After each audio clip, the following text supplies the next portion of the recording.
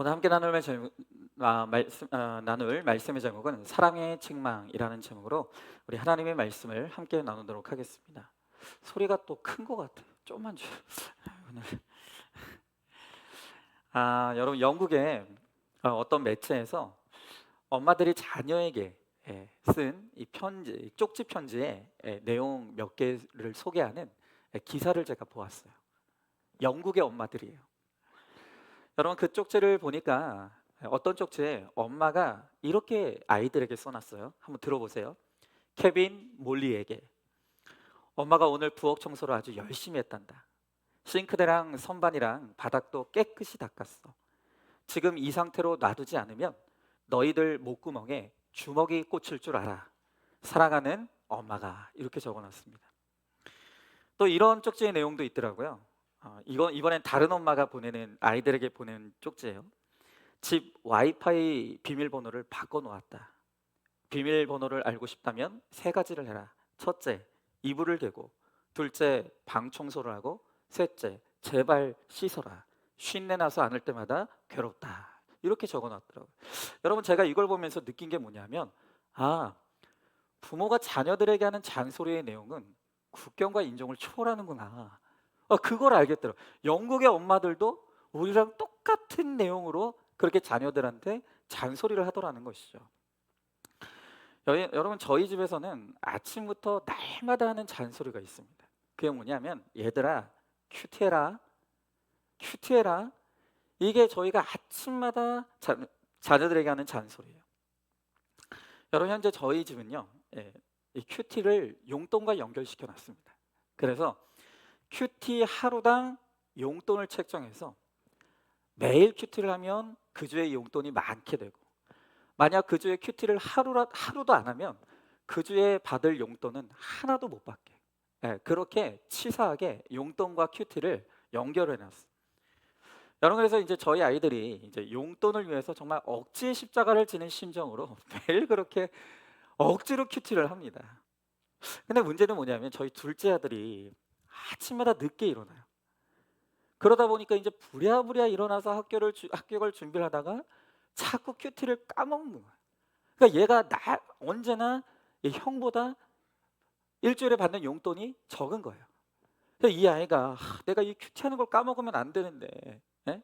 그래서 이제 이 아이가 특단의 대책을 세웠습니다. 어떻게 했냐? 이 아이가 이제 자고 일어나서 큐티해야 된다는 걸 까먹지 않기 위해서 A4 용지 2장에다가 큐티해라 라는 문구를 적었어요. 그리고 한 장은 이 침대에 누워있다가 눈을 딱 떴을 때 바로 볼 수 있도록 이 천정에다가 붙여놨어요. 그리고 또 한 장은 침대 옆에 벽에다가 이제 붙여놨어요. 여러분 제가 오늘 사진을 좀 보여드리도록 하겠습니다. 또 한번 보여주시죠. 네, 이렇게 천정과 벽에 붙여놓고 내가 절대 이 큐티하는 걸 까먹지 않으래. 그러나 이것은 믿음이 아니라 용돈을 받기 위한 몸부림일 뿐이다. 자, 여러분 왜 부모는 자꾸 자녀들에게 잔소리를 하게 되는 걸까요? 왜 듣기 싫은 말을 하게 되는 걸까요? 여러분 아까 제가 소개해드렸던 그 영국의 엄마가 그 쪽지에서 아이들에게 마지막으로 한 말의 내용이 뭔지 기억하십니까? 사랑하는 엄마가. 그러니까 여러분 자녀들에게 부모가 듣기 싫은 이야기를 하는데 그 책망은 왜 하는가 하면 사랑하기 때문에 하게 된다. 여러분 책망의 반대말이 뭐라고 생각하세요? 어떤 사람들은 책망의 반대말이 사랑이라고 생각해요. 그렇지 않습니다. 칭찬이라고 생각해요. 근데 그렇지 않아요. 여러분 이 책망의 반대말은요 무관심이에요. 아무 말도 하지 않는 거예요. 여러분 부모가 자녀를 사랑하기 때문에 자녀가 지금보다 더 잘 되길 바라고 더 나아지길 바라고 더 성장하길 바라기 때문에, 그렇기 때문에 부모는 날마다 자녀들이 듣기 싫은 이야기를 하고 자녀들에게 책망할 수밖에 없죠. 그러나 자녀들에 대해서 무관심하고 만약 자녀를 사랑하지 않게 된다면 그때 하는 일은 뭐냐? 아무 말도 안 하게 돼요. 무관심해지는 거예요. 여러분 하나님도 똑같습니다. 여러분 우리가 이 예레미야서를 지금 큐티하는데요. 여러분이 눈치챘는지 모르겠지만 우리가 하는 이 큐티는요. 이 예레미야서를 지금 세 부분으로 나눠서 큐티하고 있어요. 1장부터 몇 장까지 읽었다가 다른 본문 큐티했다가 또 중간 부분 큐티했고, 그리고 그러다가 또 다른 본문을 큐티하가 이번에 지금 마지막 부분을 큐티하고 있습니다. 자, 한번 제가 물어볼게요. 왜 우리 큐티는 예레미야서를 이렇게 세 부분으로 쪼개서 나눠서 큐티하게 할까요? 왜 그러는 것 같으세요? 왜냐하면 우리 성도들이 예레미야서를 큐티하는 걸 굉장히 힘들어하기 때문에. 너무너무 힘들어요. 여러분, 왜 그러냐? 여러분들이 큐티를 하고 있다면 느끼시겠지만 이 예레미야서는 한 장 한 장이 쉬운 내용이 없어요. 우리가 듣고 싶은 내용이 하나도 없어요. 예레미야서는 모든 장을 펼칠 때마다 죄다 이스라엘을 향한 하나님의 책망의 말씀들로 가득하다는 거예요. 여러분, 그러나 우리가 이 예레미야서를 한 장 한 장 읽을 때마다 이 성경의 본문에는 기록되어 있지만 반드시 매 장마다 하나님께서 이렇게 말씀하고 계신다는 것을 알아야 합니다. 그게 뭐냐? 사랑하는 하나님 아버지가. 모든 장이 정말 우리가 듣기 힘든 하나님의 책망의 말씀들로 채워져 있지만 그 끝에는 우리 하나님께서 날마다 뭐라고 말씀하시냐면 내가 너를 사랑하기 때문에 하는 말이야. 내가 너를 사랑하기 때문에 이렇게 말하는 거야. 오늘 이 예레미야서야말로 하나님의 사랑이 가장 녹진하게 묻어나는 바로 그러한 사랑의 편지라는 것입니다. 여러분, 그래서 오늘 우리가 읽은 이 예레미야서 44장도 하나님이 우리를 사랑하시기 때문에 주시는 아주 혹독한 책망의 말씀들로 채워져 있습니다. 여러분, 오늘 이 책망의 말씀은 1차 수신자는 이스라엘 백성이겠지만 바로 우리를 향한 하나님의 책망의 말씀이기도 하다는 거예요. 여러분, 그래서 오늘 이 말씀을, 오늘 이 본문을 통해 우리에게 주시는 이 사랑의 책망을 듣고 우리가 죄를 깨닫고 돌이켜 회개함으로 오늘 하나님의 기쁨이 되는 하나님의 자녀들이 되는 저와 여러분 우리 모두가 될 수 있기를 간절히 소망합니다.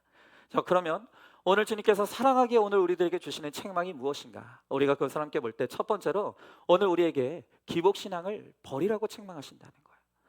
자, 오늘 16절부터 18절의 말씀을 제가 다시 읽어봅니다. 내가 여호와의 말씀으로 우리에게 하는 말을 우리가 듣지 아니하고 우리 입에서 낸 모든 말을 반드시 실행하여 우리가 본래 하던 것 곧 우리와 우리 선조와 우리 왕들과 우리 고관들이 유다 성읍들과 예루살렘 거리에서 하던 대로 하늘의 여왕에게 분향하고 그 앞에 전제를 드리리라. 그때에는 우리가 먹을 것이 풍부하며 복을 받고 재난을 당하지 아니하였더니 우리가 하늘의 여왕에게 분향하고 그 앞에 전제를 드리던 것을 패한 후부터는 모든 것이 궁핍하고 칼과 기근의 멸망을 당하였느니라 하며 그랬습니다. 자, 오늘 본문의 내용을 이해하려면 이 말씀의 배경을 좀 알아야 돼요. 자, 우리의 큐티 본문은 오늘 본문 15절부터 예레미야서 44장 15절부터 시작하고 있지만 오늘 본문의 시작인 예레미야서 44장 1절의 말씀을 보면 이렇게 시작하고 있어요. 애굽 땅에 사는 모든 유다 사람. 자, 이거 계속 띄워보세요. 애굽 땅에 사는 모든 유다 사람이라는 말로 이 예레미야서 44장이 시작돼요. 자, 지금 이 구절을 여러분들이 한번 주의 깊게 보십시오. 여러분, 이 문장을 볼 때 여러분이 생각하기엔 이 문장이 자연스럽나요? 이 문장이 매끄러운 문장인가요? 여러분, 우리가 지금 이 띄워져 있는 이 문장 예레미야서 44장 1절의 말씀을 이 문장을 조금만 주의 깊게 살펴보면 이 문장이 매우 부자연스러운 구절이라는 것을 알게 되죠. 자, 지금 이 문장을 보면 애굽 땅에 누가 살고 있다 그러죠? 유다 사람이 산대요. 여러분, 유다 사람은 어디에 살아야 되죠? 가나안에 살아야죠. 이스라엘에 살아야죠. 여러분, 유다 사람이 살아야 될 곳은 가나안 땅이에요. 그런데 가나안 땅에 살아야 될 유다 백성들이 지금 어디에 살고 있다고 말하고 있죠? 애굽 땅에 살고 있다는 거예요. 여러분, 성경에서 애굽 땅은 죄악의 땅이에요. 우상 숭배의 땅이고 불신자의 땅이에요. 여러분, 그렇기 때문에 하나님은요, 모세 시대로부터 이스라엘 백성들에게 끊임없이 애굽으로 내려가지 말라라고 끊임없이 강조하고 경고하는 거예요. 자, 그런데 끝내 예레미야 시대의 유다 백성들이 자신들의 땅인 이 가나안을 버리고 애굽으로 내려가서 거기서 살고 있다는 거예요. 자, 그런데 오늘 이 유다 백성들이 애굽으로 내려가 살면서 거기서 더 큰 문제가 된 것은 뭐냐 하면, 오늘 이 유다 백성들이 애굽 땅에 살다가 결국엔 그들이 섬기는 소위 말하는 하늘 여왕이라고 불리우는 우상 숭배에 깊이 빠지게 되었다는 거예요. 여러분, 그래서 오늘 이 예레미야서는 애굽 땅에 사는 유다 백성들을 향해 우상 숭배는 하나님이 가장 싫어하시는 것이니 제발 회개하고 돌이키라고, 너희들의 우상 숭배의 죄를 버리라고 오늘 하나님께서 예레미야 선지자를 통해서 끊임없이 외치고 계시는 것이죠. 자, 그런데 오늘 이 유다 백성들이 예레미야 선지자의 이 책망에 듣지 않아요. 하나님의 명령을 거부하는 거예요. 우리는 우상 숭배를 계속하겠다는 거예요. 자, 그러면 이들은 왜 우상 숭배를 버리지 않는가? 왜 이들은 우상 숭배를 멈추라고 하는 하나님의 명령을 거절하는가? 여러분, 바로 그 이유가 방금 우리가 읽은 17절과 18절에 기록되어 있는 거예요. 자, 오늘 이들은 예레미야 선지자를 통해서 너희의 우상 숭배를 버리라라고 명령하시는 하나님의 명령을 거절합니다. 우리는 계속 우상 숭배를 하겠다는 거예요. 그러면서 그들이 말하는 이유가 무엇인가? 이유가 기가 막혀요. 그들이 그들의 우상 숭배를 멈추지 않겠다고 하는 그 이유가 뭐냐면, 우리가 하늘 여왕에게 우상 숭배를 할 때는 그 우상이 우리들에게 먹을 것을 줬고 복을 받게 했고 재난을 당하지 않게 했다는 거예요. 그런데 오히려 우리가 하나님을 믿었더니 궁핍과 칼과 기근이 찾아왔다는 거예요. 그러니 우리는 우리에게 복을 주는 하늘 여왕을 섬기는 이 우상 숭배를 계속하겠다는 거예요. 여러분, 오늘 이 애굽 땅에 사는 유다 백성들을 통해서 굉장히 중요한 사실 하나를 발견하게 돼요. 그게 뭐냐? 여러분, 오늘날 우리가 소위 말하는 이 기복신앙이라고 불리우는 거, 여러분, 이 기복신앙이 오늘 우리 시대에 생겨난 그런 게 아니라는 거예요. 여러분, 이 기복신앙의 기원은 우리가 생각하는 것보다 그 역사가 훨씬 더 오래됐고 그 뿌리가 엄청나게 깊고 견고하다는 거예요. 여러분, 지금 우리가 큐티하고 있는 이 예레미야서의 주인공이 예레미야가 활동하던 데가 우리 시대로부터 무려 2600년 전이에요. 여러분, 예레미야 선지자는 우리 시대로부터 2600년 전에 활동했던 선지자예요. 그런데 이미 벌써 2600년 전에도 예레미야 시대에 기복신앙이 있었다. 예레미야 시대의 이스라엘 백성들이 기복신앙을 믿고 기복신앙을 따르고 기복신앙을 섬기고 있었다는 거예요. 자, 여러분, 그러면 기복신앙이 뭐예요? 자, 기복신앙의 핵심이 뭡니까? 여러분, 이 기복신앙이라는 것은 간단하게 말하면 하나님을 열심히 받으면 내가 원하는 땅의 복을 얻게 된다는 거예요. 돈 많이 벌고 건강해지고 자녀들이 공부 잘하고 남편은 승승장구하여서 승진하고 사업이 잘 되고, 그러니까 우리가 하나님을 잘 믿는 대가로 하나님이 우리들에게 복을 주신다. 요게 기복신앙의 핵심이죠. 여러분, 그래서 기복신앙에서는 잘되고 형통하는 것은 복이에요. 그리고 반대로 고난은 저주라고 가르치죠.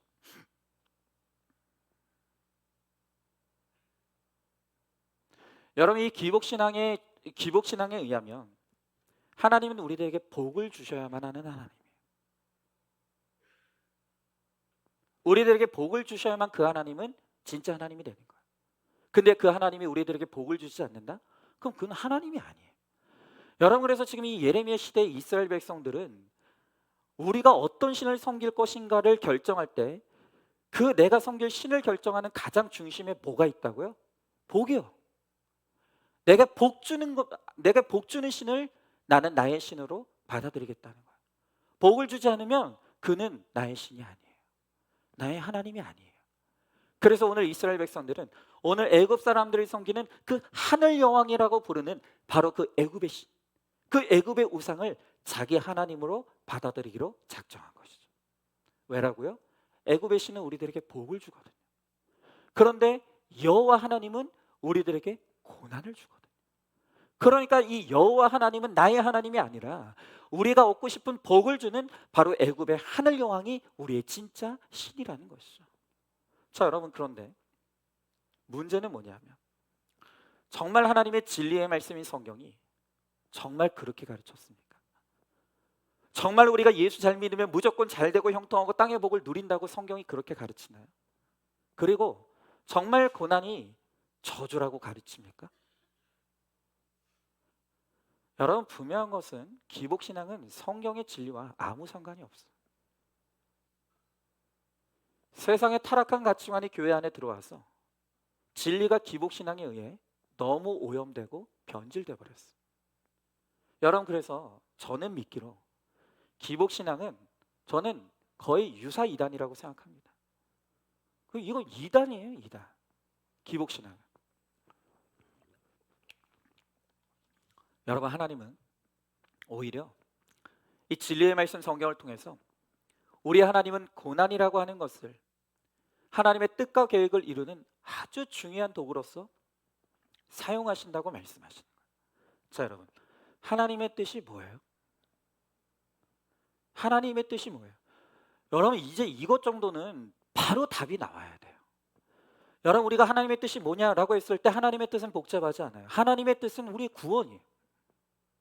그리고 우리의 거룩이에요. 여러분, 그렇기 때문에 우리가 이제 구호처럼 외치는 게 뭡니까? 인생의 목적은 행복이 아니라 거룩입니다 라고 외치는 거예요. 그게 바로 우리를 향한 하나님의 뜻이라는 거예요. 여러분, 하나님은 택자의 구원을 반드시 이루어내십니다. 그런데 이 구원이라는 게 그냥 자연스럽게 이루어지는 게 아니에요. 여러분, 우리 인간의 지금 상태는 100% 죄인이에요. 우리는 죄로 인해 머리끝부터 발끝까지 오염돼 있어요. 이 죄가 우리로 하여금 하나님과 날마다 다투게 만들고 하나님으로부터 멀어지게 만드는, 그렇기 때문에 이렇게 죄로 말미암아 악하고 교만하여진 인간인 우리는 절대로 자기 힘으로 자발적으로 하나님께 와서 예배 드리지 않아요. 절대 자기 힘으로는 주님 앞에 나와 예배 드리지 않아요. 그렇기 때문에 하나님은 모든 사람에게 꼭 맞는, 각자에게 꼭 맞는 절대치의 고난을 허락하셨어요. 우리의 교만을 무너뜨리시고 우리를 겸손하게 하시고 우리로 하여금 죄악의 길에서 일어나 하나님께 돌이켜 돌아오게 하시는 거예요. 여러분, 그러니까 하나님의 뜻은 구원인데, 우리의 구원과 거룩인데, 그 구원과 거룩을 이루기 위해서 하나님께서 가장 긴밀하게 사용하시는 도구가 뭐냐? 그게 고난이라는 거예요. 여러분, 고난을 통과하지 않고는 구원이 없어요. 구원은, 이 고난이라고 하는 것은 모든 구원받은 택자인 신자들에게 하나님께서 주시는 전공 필수 과목이에요. 선택 과목도 아니에요. 반드시 구원받기로 작정된 모든 성도들은 이 고난이라고 하는 하나님의 이 시간들을 통과해내야 된다는 거예요. 여러분, 그렇기 때문에 하나님이 구원하시기로 작정한 택자에게 고난은 저주가 아니라 축복이죠. 왜요? 이 고난을 통해서 하나님은 우리를 구원하시기 때문에, 이 고난을 통과해야만 비로소 구원이 주어지기 때문에. 여러분, 사람들에게 다 고난이 있습니다. 그런데 사람들이 고난을 힘들어하는 이유는 이 고난 자체가 힘들기 때문이기도 하겠지만, 여러분, 이 고난이 힘든 이유는 뭐냐면 고난이 해석이 안 되기 때문에 이 고난의 때에 낙심하고 절망하고 죽는 거예요. 이 고난이 도대체 나에게 왜 왔냐는 거예요. 이 고난의 의미가 뭐냐는 거예요. 사람들은 고난의 이유와 목적을 알고 싶어요. 그런데 세상 그 어디에도 이 고난, 나에게 찾아온 이 고난의 이유를 가르쳐주는 데가 없는 거예요. 그런데 내게만 이 고난의 이유를 가르쳐주는, 목적을 가르쳐주는 유일한 책이 뭐냐? 그게 바로 성경이라는 거예요. 여러분, 성경은 우리의 고난이 나의 구원을 위해 반드시 있어야 되기 때문에 사랑의 하나님께서 나에게 허락하셨다. 반드시 우리의 구원을 위해서 있어야 됩니다. 여러분, 이 고난이 말씀으로 해석이 되면 우리가 고난을 받을 때도 소망이 생겨요. 견디고 버틸 힘이 생기는 거예요. 살아갈 이유를 알게 되는 거예요. 근데 여러분, 이 기복신앙이 정말 나쁜 게 뭐냐면, 일단 이 기복신앙에 빠지면 구원에 관심이 없어져요. 기복신앙에 쩔어 있는 사람은 구원에 관심이 없다고요. 여러분, 오로지 이 땅의 소망에만 집착해요. 그래서 여러분 기복신앙에 빠져 있는 사람들이 날마다 이야기하는 게 뭐냐? 구원 좋다 이거예요.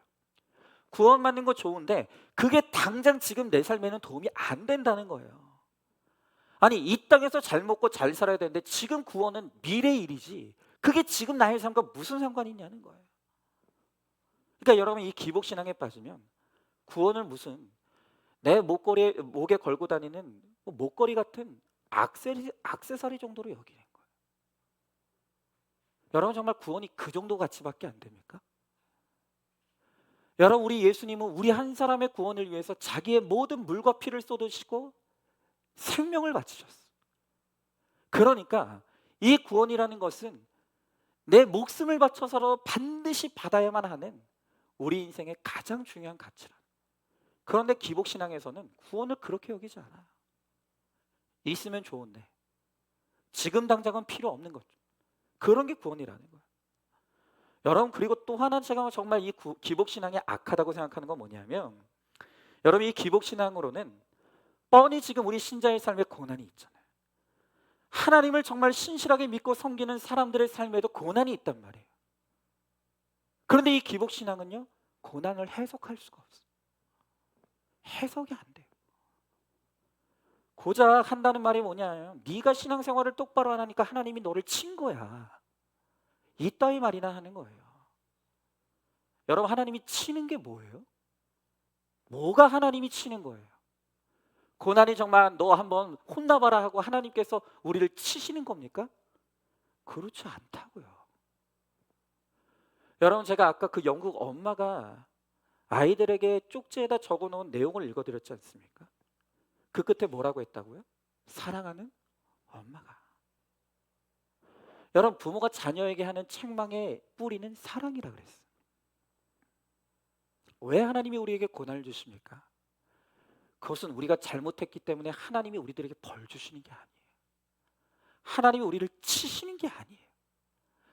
하나님이 우리를 사랑하시기 때문에 나를 반드시 구원하셔야 하고 내가 더 거룩한 하나님의 자녀로 자라고 성장하길 원하기 때문에 하나님은 이 고난이라고 하는 도구를 사용하셔서 우리를 연단하시고 훈련하시고 우리를 끊임없이 회개의 자리로 이끌어 가시는 거예요.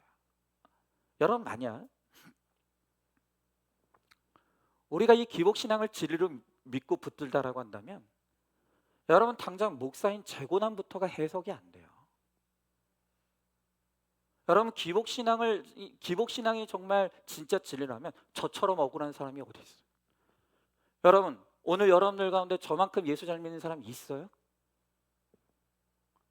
대답을 안 하세요. 여러분 제가 무슨 술을 먹습니까? 담배를 피웁니까? 바람을 피웁니까? 저는 정말 이제까지 교회 학교 집만 왔다 갔다 하면서 열심히 신앙생활했고 목사까지 된 사람이에요. 근데 왜 이런 나에게 뇌종양이 오죠? 왜 이런 나에게 급성간염이 왔습니까? 여러분 그 기복신앙에서는요 저는 저주받은 인생이에요. 제가 잘못해서 하나님이 저를 치신 거예요.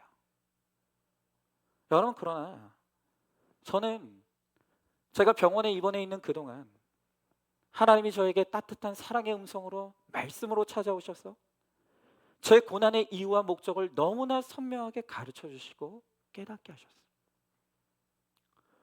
여러분 제가 저번 주에도 말씀드렸지만 지금 저에게는 제 힘으로 통제한다는 미친 열심이 있어요. 이게 멈춰지지가 않아요.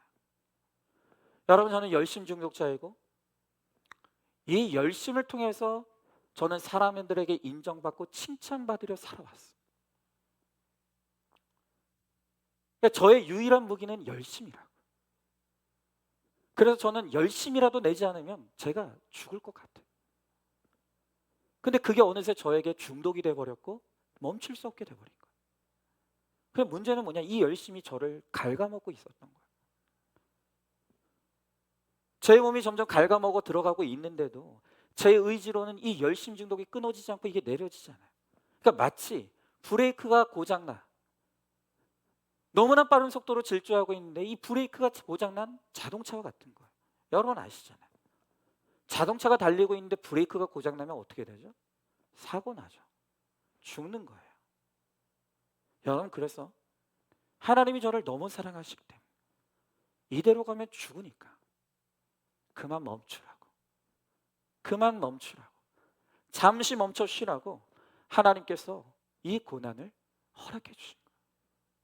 여러분, 그러면 이건 하나님이 저를 치신 건가요? 아니면 하나님이 저를 사랑하셔서 저에게 허락하신 건가요? 하나님의 사랑이죠. 여러분, 그러나 무엇보다도 정말 이 고난, 이번에 제가 겪은 이 질병의 고난이 하나님의 배려와 사랑인 것은, 제가 지난주에 또 말씀드렸던 것처럼 저는 원래 독감으로 입원했다니까요. 그냥 약 몇 번 맞고 수액 맞고 그러면 퇴원할 예정이었어요.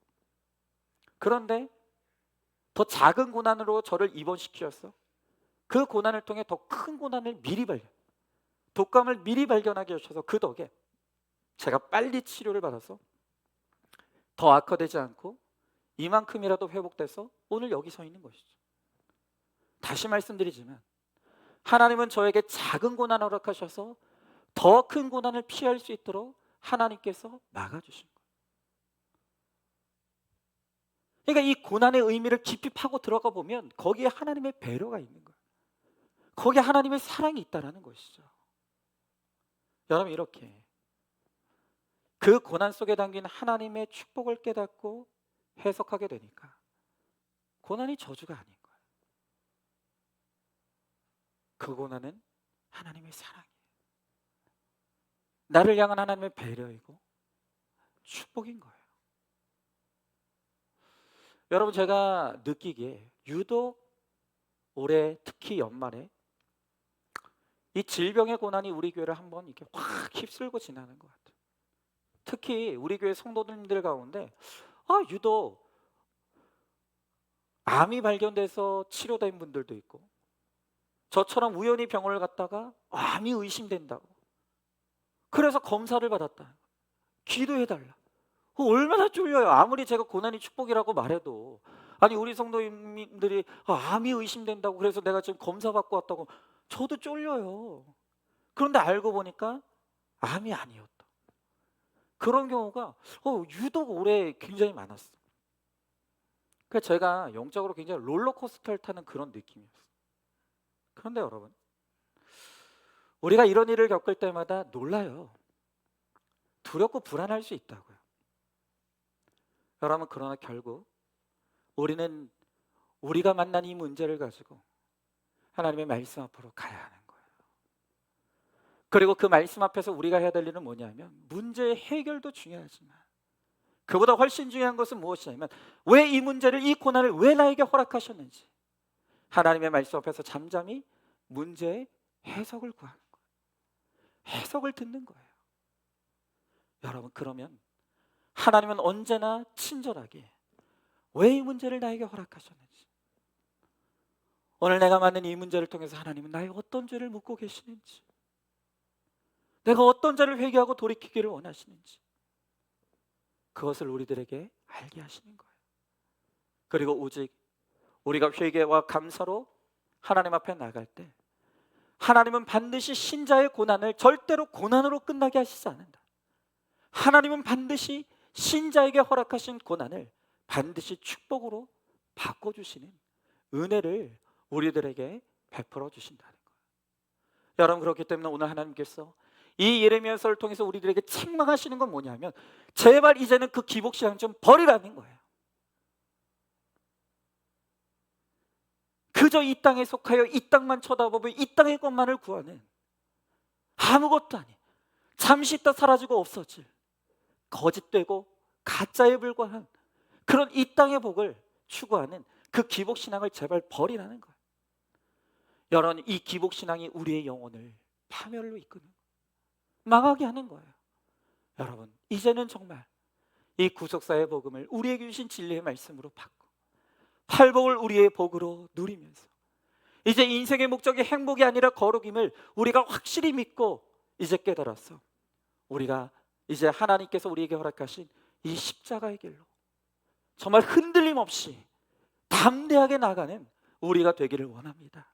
그래서 정말 이 신앙 붙들고, 이 구속사의 신앙을 붙들고 이제 우리가 나의 구원과 내 가정의 구원을 이루는 일에 귀하게 쓰임받고 정말 하나님 나라의 영원한 복을 누리는 그러한 인생을 살아가는 저와 여러분, 우리 모두가 될 수 있기를 주님의 이름으로 축원합니다.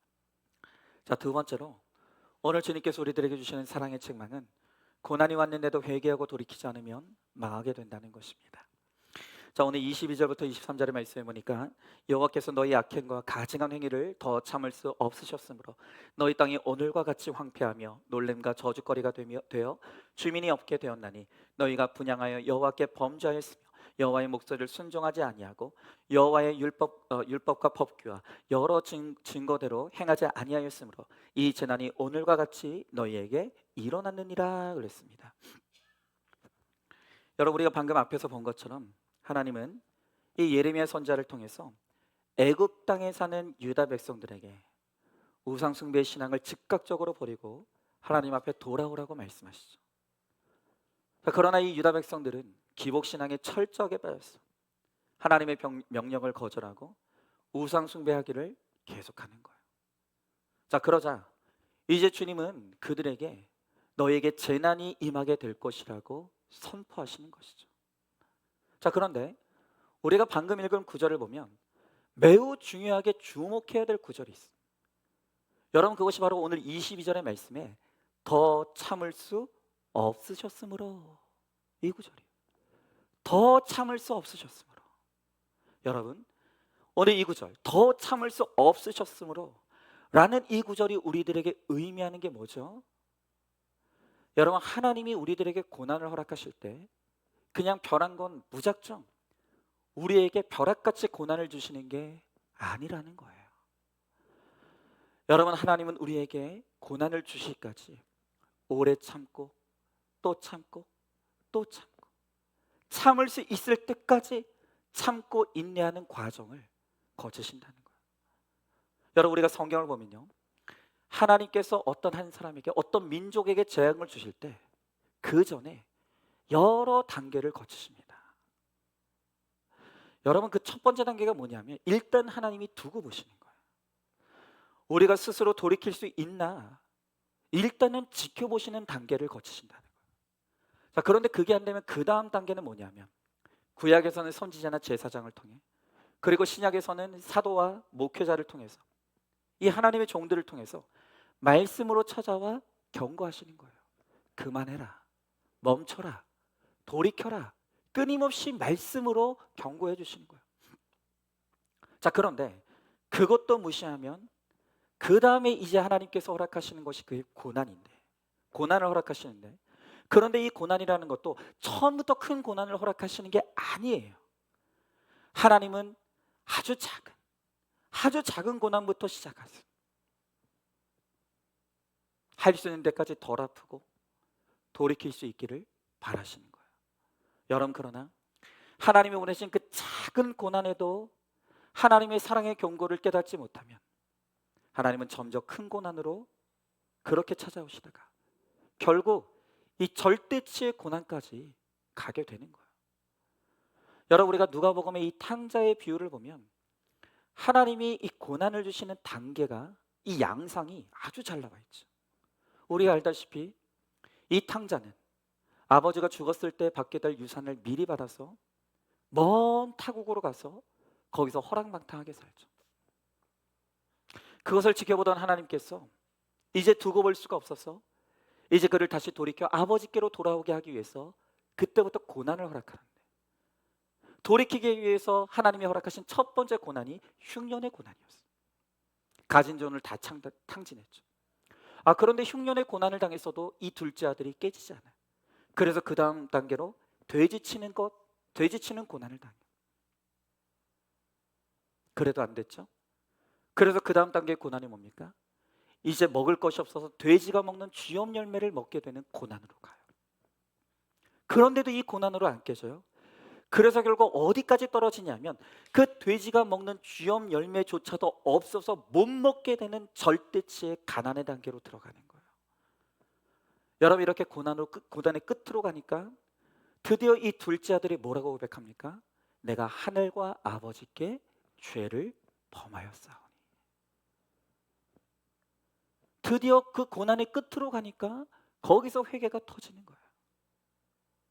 여러분, 이처럼 지금 우리가 겪고 있는 고난은 이 고난이 오기까지 하나님이 참고 또 참고 기다리고 또 기다리며 수많은 고난의 단계를 거쳐서 지금 내가 겪고 있는 이 고난까지 오게 되었다는 것을 알아야 되는 거예요. 여러분, 그러니 내가 지금 이 지경의 고난을 당하기까지 내가 얼마나 교만하고 강팍한 자이기에, 내가 얼마나 교만하고 강팍하면 이런 고난을 당할 수밖에 없는가, 이걸 여러분들이 깨달아야 되는 거예요. 여러분, 그래서 언제나 내 고난이 내 죄보다 약하다는 거예요. 지금 내가 당하는 고난은 언제나 내 죄보다는 약해요. 여러분, 하나님께서 정말 딱 내 죄만큼 나를 처리하셨다면 이미 우리는 죽었어요. 우리는 이미 죽었을 사람들이에요. 그런데 하나님은 우리에 대해서 무한히 참고 인내하고 또 인내하고 우리를 기다리시고 또 기다리시고 내 죄보다 작은 고난을 통해서 우리가 돌이키게 되기를 끊임없이 기다리고 계시는 거예요. 여러분, 그러나 이 하나님의 인내는 무한대는 아니에요. 여러분, 오늘 주님께서 이스라엘의 행위를 더 이상 참으실 수 없다 그래요. 내가 이제까지 너무너무 참았는데, 내가 정말 너희들이 돌이키기를 그렇게 기다리고 참았는데 이제는 더 이상 참을 수 없다고 말씀하시는 거예요. 여러분, 하나님이 내 죄에 비하면 작은 고난으로 우리에게 찾아오셔서 돌이키고 또 돌이키길 원하시지만 끝내 우리가 하나님께 회개하고 돌이키지 않으면 결국 하나님도 참지 않으시고 결국 우리를 심판하시는 바로 그때가 오게 되는 거예요. 여러분, 그렇기 때문에 오늘 우리 가운데 고난을 당하고 있다면, 오늘 우리가 고난을 만났을 때 절대로 하지 말아야 될 게 뭐냐? 그게 바로 원망과 불평이에요. 절대 하면 안 되는 게 원망과 불평이에요. 그러면 망해요. 여러분, 고난이 왔을 때 가장 중요한 것은 반응이에요. 그런데 하나님 앞에 절대로 보이지 말아야 될 반응이 바로 원망과 불평. 고난 앞에서 원망하고 불평한다는 건 내가 택자가 아니라는 사인이에요. 여러분, 고난 앞에서 우리가 해야 되는 건 뭐냐면 이 고난이 내 삶의 결론이라는 것을 인정하는 거예요. 이 고난을 가지고 말씀의 자리로 가서 내 죄를 깨닫고 회개를 이루며 죄의 자리에서 돌이켜 일어나 하나님께 돌아가는 거예요. 여러분, 바로 이것이 이 고난을 끝내는 유일한 방법인 것이죠. 여러분, 제가 지난주 토요일에 이제 우리 이성남 권사님이 이사를 하셔서 이사 신방을 다녀왔습니다. 그래서 저는 여전한 방식으로 그날 아침에 이제 큐티를 본문을 묵상하면서 하나님의 음성을 구하는 거예요. 하나님, 오늘 이성남 권사님 댁 이사 신방을 가는데 오늘 이 가정에 하나님이 주실 하나님의 음성을 듣기 원합니다. 하나님, 제가 그곳에서 어떤 하나님의 말씀을 전하면 되겠습니까? 그런데 여러분, 그날 큐티 본문의 제목이 뭐였냐? 악행을 잊었느냐 였어요. 벌써 제목이 서늘하지 않습니까? 악행을 잊었느냐. 그리고 그날 본문이 예레미야서 44장 1절의 이 말씀이 아까 제가 읽었던 애굽 땅에 사는 모든 유다 사람, 요거였어요. 여러분, 제가 하여튼 이성남 권사님 신방을 몇 번 했는데 제 기억에 단 한 번도 편안한 말씀이 없었어요. 언제나 이성남 권사님 댁을 가서 신방할 때는 무섭고 힘든 말씀. 일단 그런 이유는 우리 이성남 권사님이 그만큼 죄악되기 때문일 것이고, 그 다음에 그만큼 수준이 되기 때문에 이렇게 무서운 말씀도 소화할 만한 수준이 되니까 하나님께서 또 말씀을 주시는 것이죠. 여러분, 원래는요 제가 그 전주에 신방 가려고 했어. 근데 그때는 시편의 말씀이었어요. 얼마나 보들보들하고 얼마나 좋은 말씀이었는지 몰라요. 근데 하필이면 그때 제 몸의 컨디션이 너무 안 좋았어. 그래서 한 주 미룬 거예요. 그랬더니 어느새 시편에서 예레미야서로 넘어와 버린 거예요. 아무리 뒤져봐도 여기에 좋은 말씀이 없는 거예요. 그러니까 이게 우연이 아닌 거죠. 근데 제가 이제 신방을 위해서 그날 본문을 묵상하는데 아까 말씀드렸던 저처럼 그날 말씀 가운데 저에게 주목하게 하셨던 구절이 바로 애굽 땅에 사는 모든 유다 사람이라는 이 구절이었어요. 자꾸 이 구절을 묵상하게 되는 거예요. 이 구절에 시선이 가는 거예요. 그리고 이 구절을 반복하며 묵상할 때 하나님께서 먼저 책망하셨던 대상은 저였어요. 하나님께서 이 구절을 통해서 저에게 책망하신 말씀이, 너는 왜 자꾸 열심히 애굽 땅으로 가려고 하느냐? 너는 왜 자꾸 열심히 애굽 땅으로 가려고 하느냐? 제가 그 책망이 너무 이해가 되는 거죠.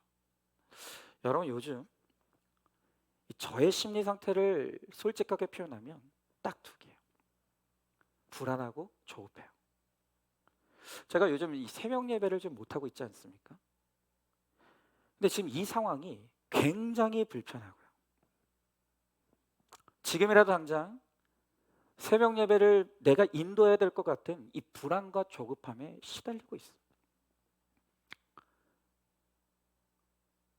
여러분, 지금 새벽 예배를 못하고 있는 지금 이 상황을 겪고 있는 이 저 자신을 볼 때 대단히 한심스럽게 느껴져요. 나는 왜 이 정도밖에 되지 않지? 그리고 우리 교회 성도들 중에 누군가가 저를 굉장히 한심하게 볼 것 같은 두려움이 있어요. 아니, 그 정도 힘들게 안 사는 사람이 누가 있냐고. 아니, 그 정도 아픈 거 가지고 뭐 그렇게 유난 떠냐고. 누군가 그럴 것 같아요. 제가 저번 주에 말씀드렸죠. 여기 계신 분들 중에 한 두 분 정도 그렇게 말씀하시는 것 같아. 굉장히 불안해요. 여러분, 그러니까 계속 제가 광고를 낼 때 계속 임종원사님은 그냥 목사님 12월 한 달 그냥 새벽 예배는 멈추시라고. 근데 제가 계속 지금 주보에 광고를 낼 때 이번 주 광고만.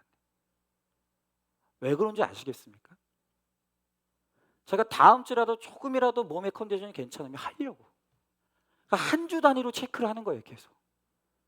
차마 제가 12월 한 달 제가 다 쉬겠습니다라고 말을 못 하겠어. 제 자신이 너무 한심스럽게 느껴지고 누군가 저를 그렇게 바라볼 것 같아.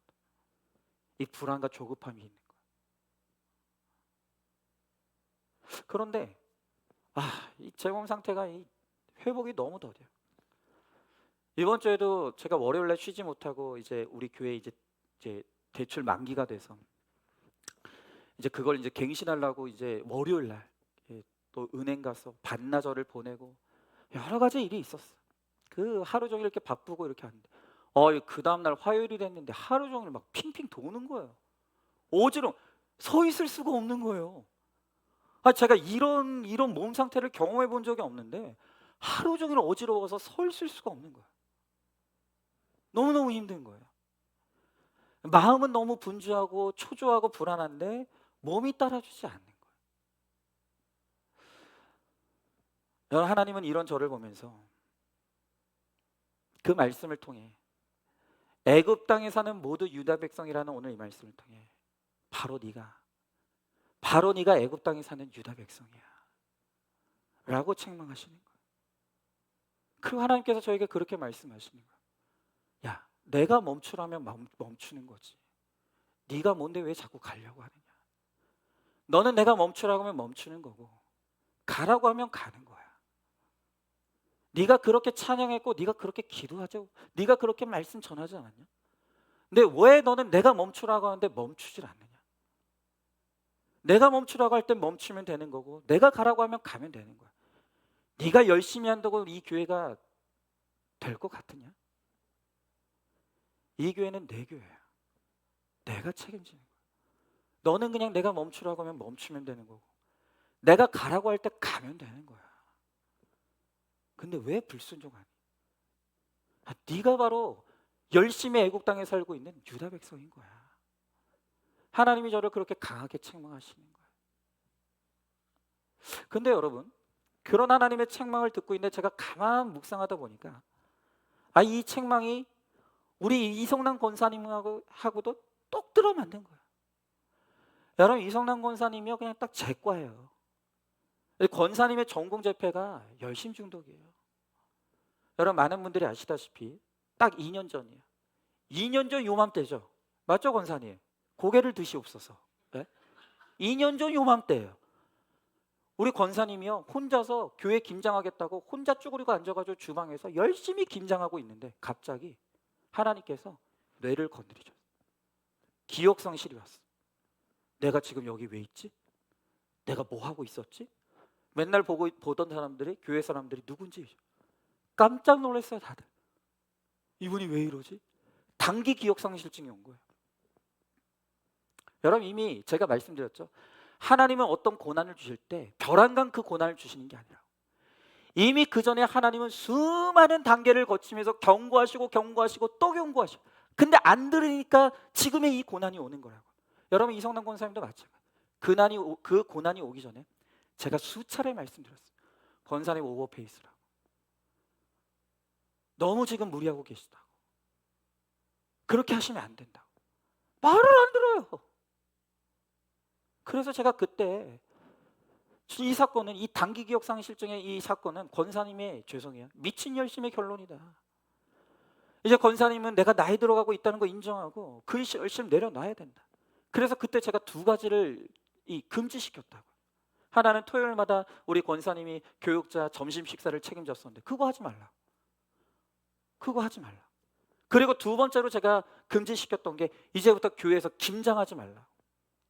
교회 김장하지 말고 너무 무리되고 힘드니까 그냥 사 먹자고 금지시켰어. 근데 세상에 2년밖에 지나지 않았는데 우리 권사님이 그날 그 큐티 제목처럼 악행을 잊어버렸어요. 잊어버린 거예요. 그러면서 권사님이 올해 또 김장을 했어요. 교회 김장을 또 한 거예요. 그러면서 뭐라고, 제가 분명히 이제 교회에서 김장하지 말라고 그랬는데 뭐라고 왜곡하냐면, 그때 목사님이 혼자 김장하는 거 하지 말라 그랬지 다른 사람하고 같이 하는 건 괜찮다고. 내가 언제 그랬는데? 저는 그렇게 말한 적이 없어요. 이제 김장 그만하라고 했지, 전면 금지했지, 뭐 혼자 하든 같이 하든.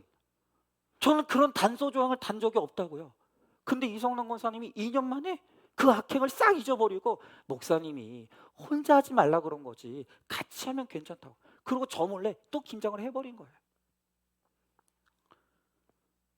여러분, 지금 이성남 권사님하고 엄지사님 두 분이 사세요. 제가 생각할 때는 그냥 한 20kg, 이렇게 배추 한 20kg 정도 김장해도 충분할 것 같아요. 근데 이번에 우리 이성남 권사님이 김장을 몇 킬로 하신 줄 아십니까? 80kg를 했어요. 80kg. 양서방에 다 안 나눠주고, 정작 우리 그 사랑하는 아들한테는, 아들은 전에 먹었던 것도 남아있어서 안 가져갔대요.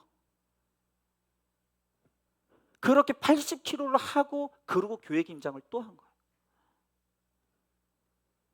여러분, 그래서요, 결국 병 나셨어요. 병원 가서 링거 맞았다고요. 제가 그날 토요일 날 신방을 갔더니 링거까지 맞고 왔는데도 힘이 지금 안 난다고. 여러분, 그러니 제가 화가 나요, 안 나요? 그죠? 권사님 고개를 드시옵소서. 화가 나요, 안 나요? 화딱지가 나죠. 여러분, 세상에서는 열심히 사는 건 덕이에요. 그거 욕하는 사람 아무도 없어. 그러나 저도, 우리 권사님도 도대체 왜 그렇게 열심히 할까? 왜 그렇게 맹목적으로 열심히 할까? 그 뿌리를 파고 들어가 보면 거기에 하나님의 영광이 아니에요.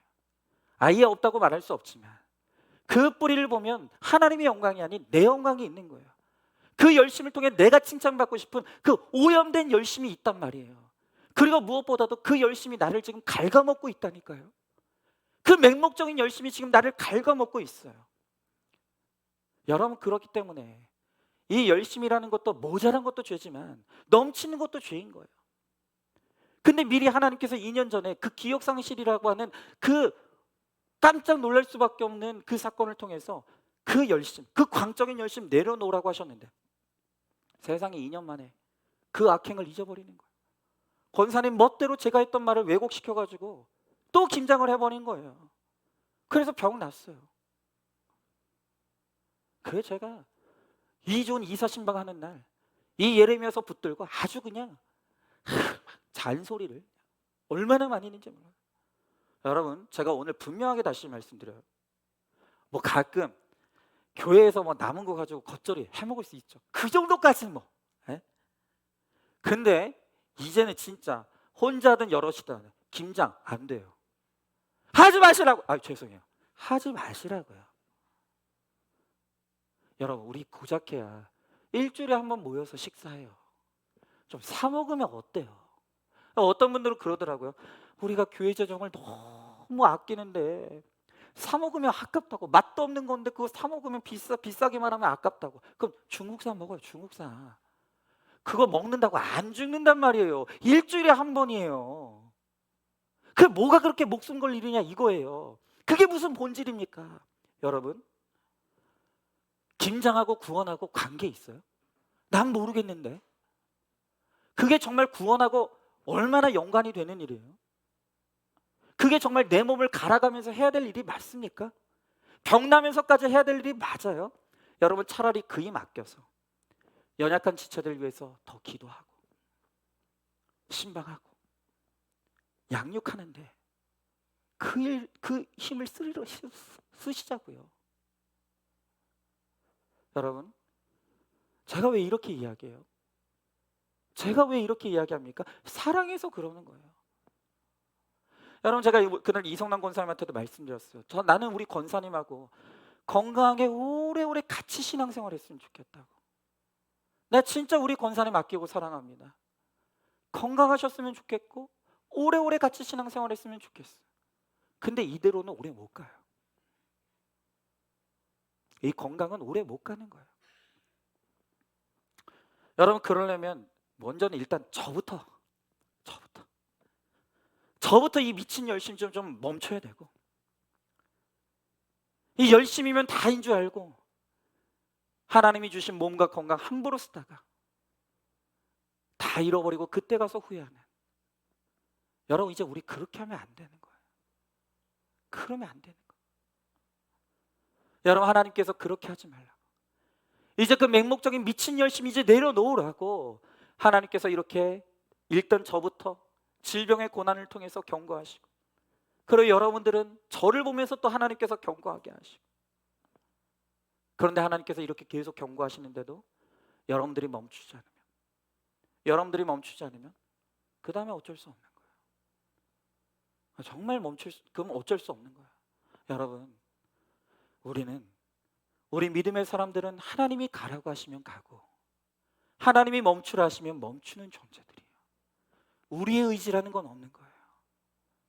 우리의 생각이란 없는 거예요.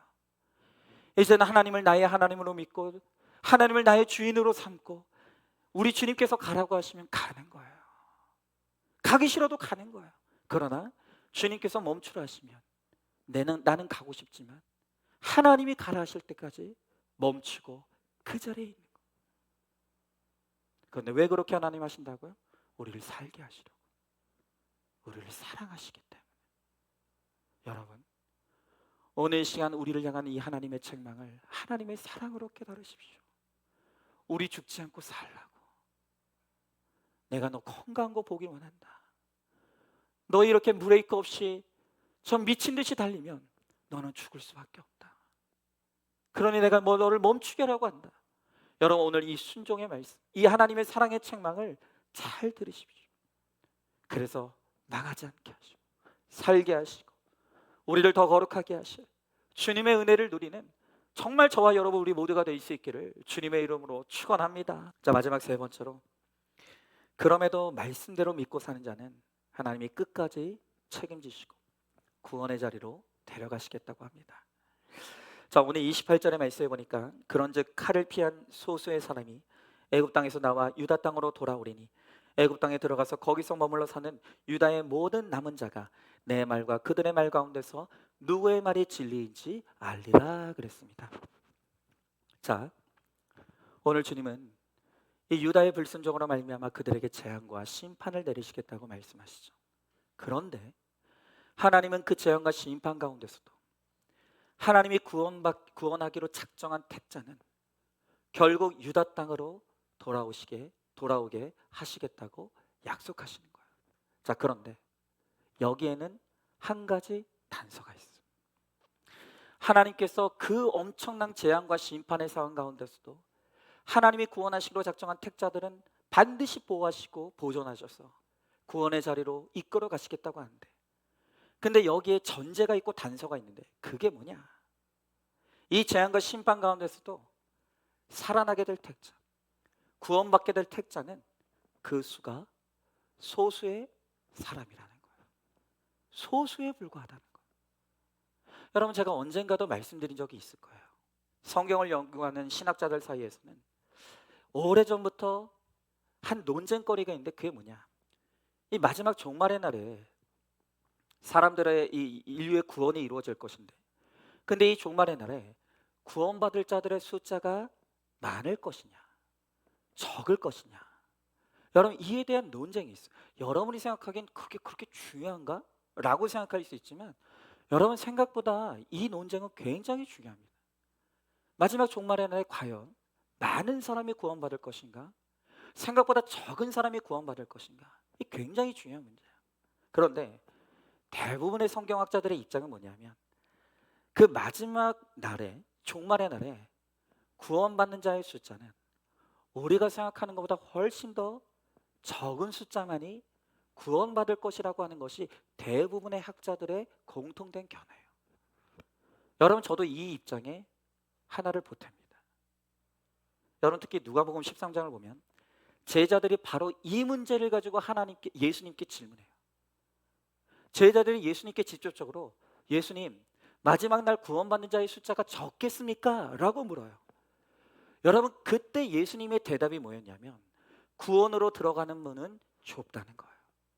그래서 그 문으로 들어갈 자가 적겠다 라고 그때 예수님께서 대답하시는 거예요. 여러분, 우리는 이 예수님의 대답, 이 제자들의 질문과 예수님의 대답을 통해서 정말 마지막 날, 이 종말의 날에 이 택자가 되어 구원받을 자들은 우리가 생각하는 것보다 훨씬 더 적은 수의 숫자만이 구원받게 될 것이라는 것을 우리는 알아야 되는 거예요. 여러분, 우리가 정말 정신 바짝 차려야 돼요. 여러분, 신앙생활 정말 우리가 똑바로 해야 되는 거예요. 저는요, 우리 안산중학교 모든 성도님들이 다 천국에서 다시 만나게 되길 바라요. 하지만 예수님의 말씀대로라면 우리 가운데 적은 무리, 심지어 오늘 본문의 표현대로라면 소수의 사람들만이 천국에서 다시 만나게 된다.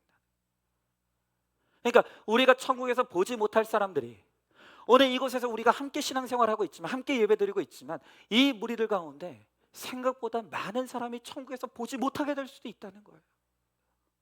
자, 그러면 도대체 중요한 것은, 도대체 하나님이 인정하시는 그 믿음의 사람은 누구냐, 이거. 하나님이 구원받을 만한 자라고 인정할 만한 그러한 믿음은 어떤 믿음이냐, 이거예요. 이게 중요하죠. 여러분, 내 믿음을 점검해야 됩니다. 내 믿음은 정말 구원받을 만한 믿음인가? 나는 정말 구원받을 만한 믿음을 소유한 자인가를 우리가 알아야 되는데, 그럼 그 구원받을 만한 믿음의 증거는 뭐냐, 이거죠. 여러분, 그 대답이 바로 28절에 나와 있어요. 여러분, 여기에 보면 주님은 소수의 사람만이 재앙 가운데 구원받을 것이라고 말하면서 덧붙여 뭐라고 하시냐면, 이 소수의 사람들을 통해서 내 말과 그들의 말 가운데, 그러니까 하나님의 말씀과 저 우상의 그 교리들 가운데 누구의 말이 진리인지 알게 될 것이라고 해요. 자, 다시 말하면 하나님이 그 재앙 가운데서도 구원하시는, 그 구원받을 만한 믿음이 있는 소수의 사람들은 누군가 하면 성경을 진리의 말씀으로 믿어서 그 말씀대로 순종하며 살아가는 자. 다시요, 하나님이 구원받기로 인정하는, 구원받을 만한 믿음이 있는 자라고 인정하는 사람은 누구냐? 하나님의 말씀을 진리로 붙들고 그 진리의 말씀대로 순종하며 살아내는 사람, 바로 그 사람이 마지막 날에 하나님이 구원받을 만한 믿음이 있는 자로 인정하는 사람이라는 거예요. 여러분, 제가 정말 이 큐티 목회를 붙들고 10년을 달려왔는데, 여러분들이 큐티를 한다는 것이 얼마나 복인지 몰라요. 여러분, 이 큐티는 정말로 이 말씀이 하나님의 진리인 것을 믿는 사람만이 펼칠 수 있어요. 그리고 큐티의 꽃이 뭐라고 했죠? 적용이라고 그랬어요.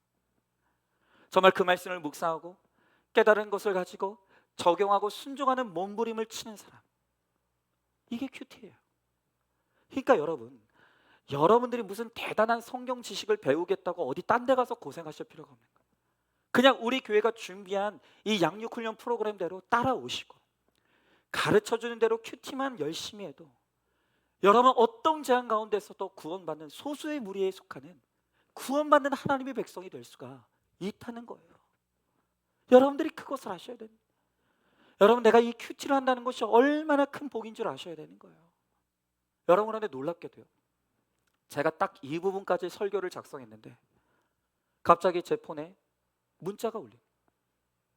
제가 문자가 와서 그걸 딱 보니까 우리 교회 어떤 성도님이, 목사님, 제가 목사님하고 상담을 좀 하고 싶습니다. 시간 나실 때 저랑 전화 통화를 좀 해주셨으면 좋겠습니다. 문자가 온 거예요. 그래서 제가 이제 전화를 걸었죠. 제가 딱 이 부분까지 이제 설교를 작성하고 이제 전화를 딱 드려요. 이제 우리 성도님께서, 목사님, 제가 정말 망설이다가 목사님 요즘 몸도 안 좋고 또 수요 예배 준비하느라 바쁘실 텐데 제가 지금 너무 갈등하는 문제가 있어서 내가 이걸 목사님하고 이 상담을 받지 않으면 정말 안 될 것 같아서 너무 괴로워하다가 이렇게 상담 요청을 드렸다. 그러면서 이제 본인의 사연을 풀어놓으시는 거예요. 이분의 사연이 뭔가 하면 이제 이분이 장녀이고 밑에 이제 동생들이 있대요. 근데 이제 그 갈등의 내용을 지금 여기서 다 설명드릴 수는 없어. 근데 이제 형제들 간에 갈등이 일어나서 수십 년 동안 남처럼 아예 연락을 끊고 그렇게 동생들과 살아왔다는 거예요. 근데 그래도 이 성도님이 믿음이 있어서 이 동생들과 이 끊어진 이 문제에 대해서 하나님 앞에 몇 년 전에 회개를 했었다는 거예요. 근데 이 성도님은 하나님 앞에서 내가 이 문제에 대해서 회개를 했으니까 그냥 그걸로 된 줄 알고 사셨대요.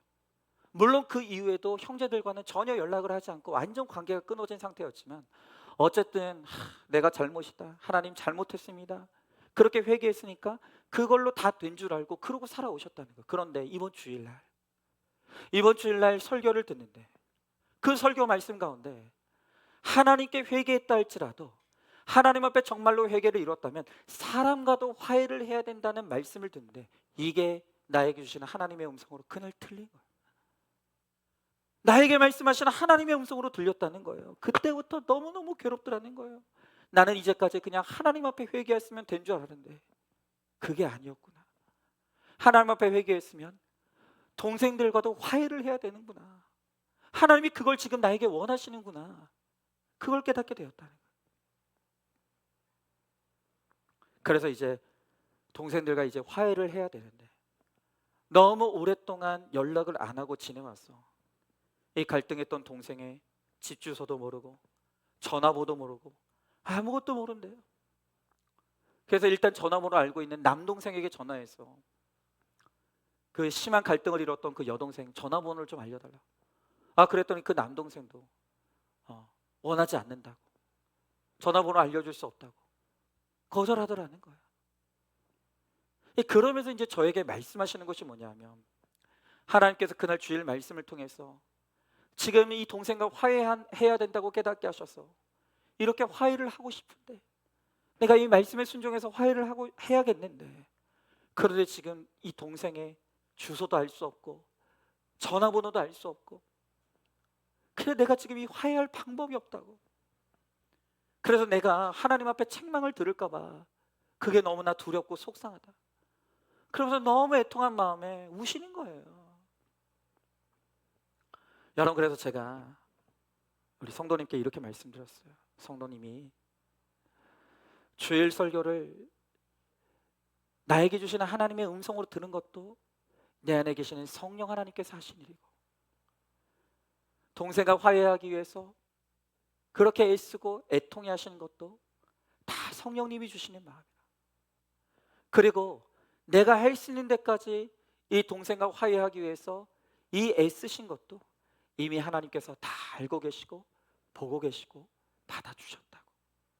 그러니 조금 더 애써 보시고 결국 동생과 연결이 안 되시거나 만약 동생에게 그렇게 용서를 구했는데도 그 동생이 받아주지 않는다면 성도님의 역할은 딱 여기까지라고. 그 다음은 하나님의 영역이고 그것은 그 동생의 문제라고. 우리 성도님이 그 말씀에 순종해서 할 수 있는 데까지 최선을 다해 순종하셨으니까 그 자체를 하나님께서 기쁘게 받아주시고 용서를 구한 것으로 하나님은 충분히 받아주셨을 거예요. 그러니 이제부터는 너무 괴로워하지 말고 마음의 평안을 얻으시고 그 평안을 누리시라고 제가 그렇게 말씀드렸어요. 그저 성도님께서 제 이야기를 들으시고 너무 감사하다고, 나는 이 화해를 이루지 못하면 하나님께 책망 들을까 봐, 그리고 나를 미워하고 있는 이 동생을 내가 죄인으로 만들까 봐 그게 너무너무 괴로웠는데, 그런데 지금 나의 이 순종의 몸부림을 하나님께서 기억하시고 아시고 받아주시겠다고 하시니 너무나 감사하다고, 이제는 내가 할 수 있는 데까지 최선을 다해서 이 동생과 화해를 이루기 위해서 내가 애써보고 이제 나머지는 하나님께 맡기겠노라고 오늘 그렇게 대화를 하고 마쳤어요.